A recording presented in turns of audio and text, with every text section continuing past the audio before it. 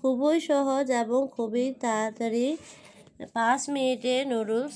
আমরা সবাই সাধারণ নুডলস পছন্দ করি, বিশেষ করে ছোট বাচ্চারা।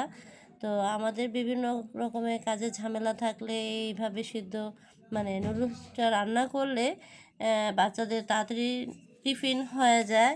তো আমি এই নুডলসের জন্য নিয়েছি সামান্য পানি বলতে হচ্ছে আমি নিয়েছি হাফ কেজি পানি নিয়েছি, দিয়েছি দুটো পেঁয়াজ দিয়েছি, তার সাথে দিয়েছি কাঁচামরিচ।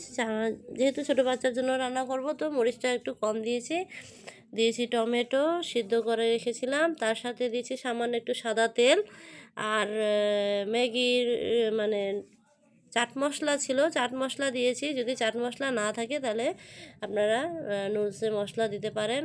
আর হচ্ছে আমি এখন পেঁয়াজটা আমার অলরেডি 50% সিদ্ধ হয়ে গেছে। আমি এখন এটাতে দিয়ে দিব নুডলসের কেকটা, সেটা দিয়ে এখন নুডলসটা যখন আমার সিদ্ধ হয়ে আসবে তখন আমি এটা নামিয়ে নেব। ঠিক এরকম একটু এখানে পানি মানে ঝোল থাকবে, ঠিক স্যুপের মতো। দেখেন কি সুন্দর।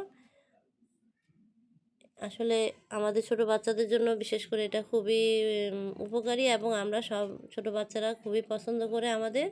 তাই ছোট বাচ্চাদের জন্যই বিশেষ করে এটা, আর বড়রাও তো করি, তারপরও বাচ্চাদেরকে বিশেষ করে লক্ষ্য করা। তো আমার এই নুডলসটা কেমন লাগছে অবশ্যই জানাবেন। তো আপনারা সবাই ভালো থাকবেন, সুস্থ থাকবেন। আল্লাহ হাফেজ।